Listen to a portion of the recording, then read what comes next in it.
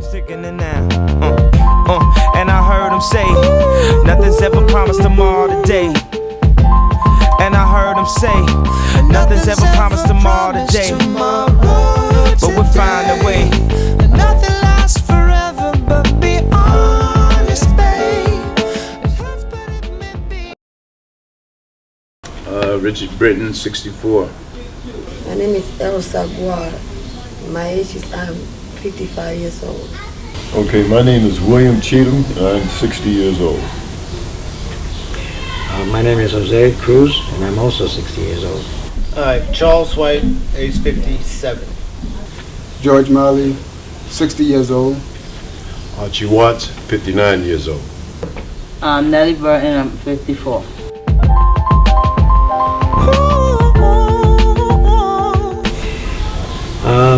With me, I began when I was about 14 years old. Curiosity is what got me started with drugs at an early age, like around 17. It was when I was 15 years old. That was in 1966. Up to now, it'll be like 45 years. I started using crack for like 4 months. 55 years. Drugs, heroin, and alcohol. Hard alcohol.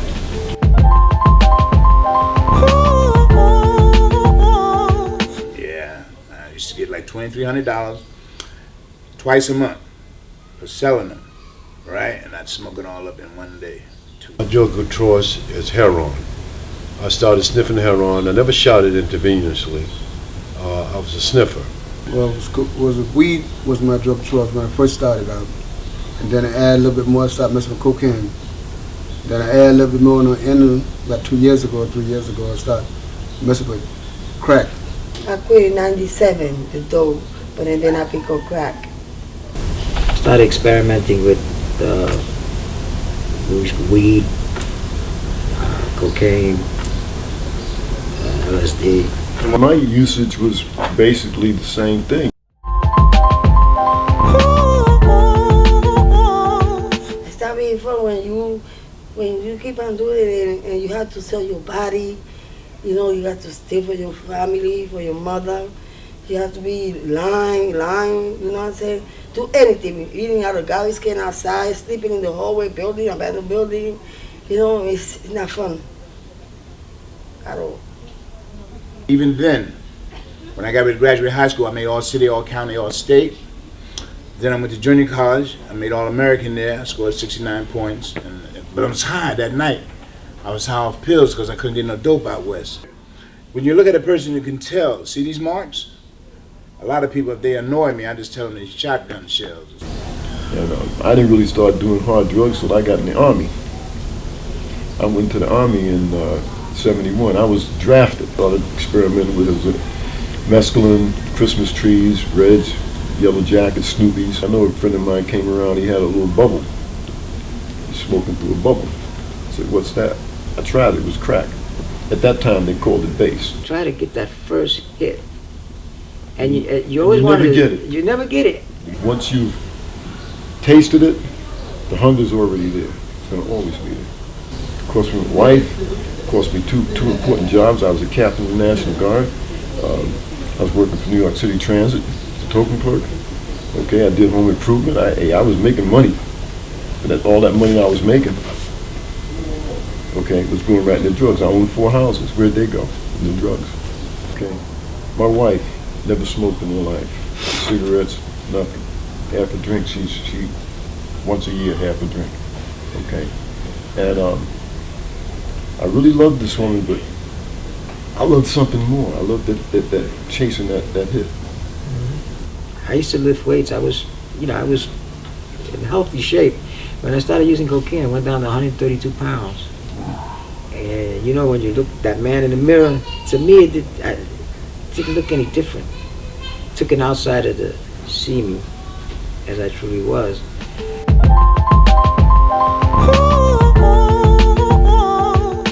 When I started using, my parents wasn't smoking crack, or I had to get on. My mother didn't have to get on her knees to get some crack. The worst thing that they probably ever did was maybe drink a beer and drink some alcohol, but that was conservatively. Now, You can't even walk down the subway steps. Hey, I got the fire, I got this, I got that. You know, what you need. You know what I mean? When I was coming up, it wasn't like that. It was very hidden. Okay, one guy would go and get for everybody. Now you got 5 or 6 guys on each corner trying to get everybody to buy. You see, they're promoting it. Okay, and then you got the wars between the territories. You know what I mean? You got 5 dealers on one corner, they're killing each other off. Instead of working together, they're killing each other. They give the young people more of a chance now. Back then they didn't. You know, when I was running, like if I got hit at the border or something like going to jail, you was going. It was heroin. It wasn't garbage, and the people was better. The dolphin, the heroin people, it wasn't like that. It was no robbery, no stealing. You know what I'm saying? Like now that you can't even walk out there, they steal your pocketbook, they knock you out for your chain, for a piece of earring. You know, and now for the young people, it's not. This is wild. It's too wild now. It's like hurting people. People are killing people, not like they used to.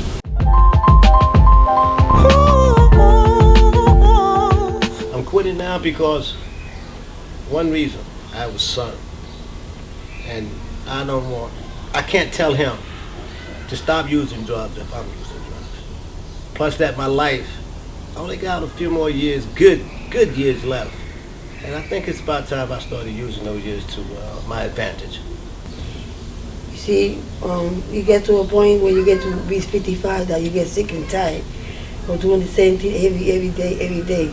And sometimes one day you get up in the morning and you say, I want to be somebody better than I was before. So I want to be a better woman tomorrow. Because I got beautiful 5 kids and 2 granddaughters, and I got a life ahead of me. Plus, I'm going to disclose this one here, I'm HIV positive.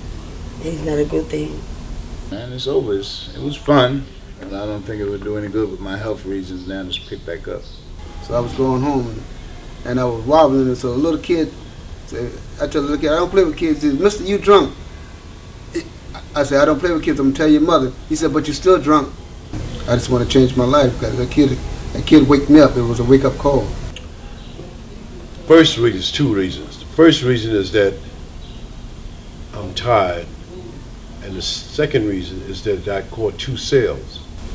You know, it's hard for me to explain to my grandchildren when they come to visit me when I can't go out and walk them to the car without saying, bridge me on.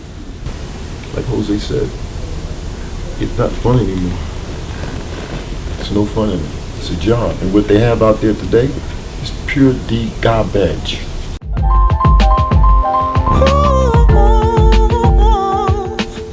Well, when I look at and see the kids out there, they selling drugs or slinging drugs and stuff like that, and I be wondering what their mother thinking about having the kids that they don't go to school and slinging drugs. I think that's goal is part of your education is part of your goal in life. A lot of young kids, especially doing it, that really bothers me because I have 5 kids, and you know I see a lot of my kids in these young people, and it really bothers me a lot.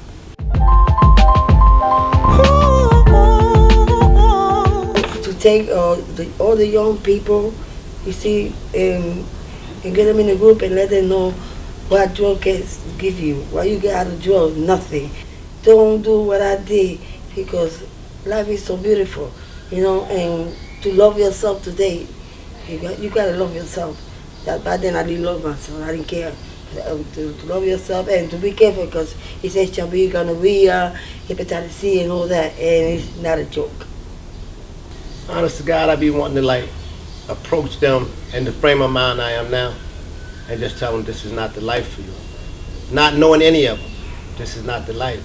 These corners gonna suck you up just like it did me. That's all that corner is.